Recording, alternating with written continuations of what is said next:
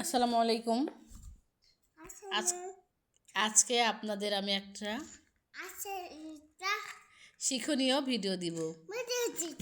হ্যাঁ, দেখি আমাকে দাও। এটা নষ্ট করো না, এটা নষ্ট করলে হবে না যে বাবা। বর্তমান সময়ে সবারই টেনশন যে হাম বা মিজিলস নিয়ে, সেটা অনেকেই বুঝতে পারছেন না আপনাদের বাচ্চাদের হামের টিকা দেওয়া আছে কিনা।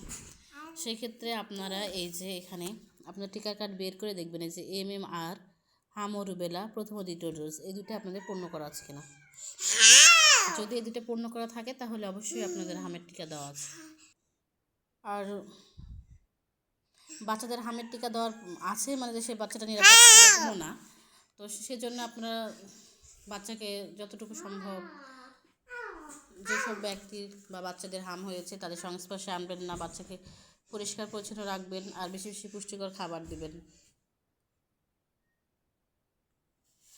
আর এই রোগে যেহেতু আপনার ভিটামিন A কমে যায়, রাতকানা রোগ হতে পারে, বা ডায়রিয়া, নিউমোনিয়া, এগুলো অনেক রকমের রোগ হয়। এই জন্য এই রোগে ভিটামিন A সাপ্লিমেন্ট দেওয়া হয়।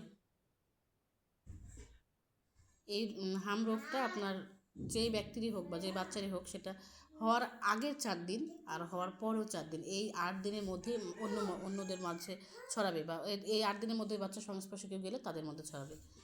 তো আপনার আশেপাশে যদি এরকম কোনো বাচ্চা থাকে, তাদের কাছ থেকে নির্দিষ্ট দূরত্ব বজায় রাখুন। এই ছিল আমার। আর কিছু যদি আপনার জানা থাকে আমাকে কমেন্ট করবেন।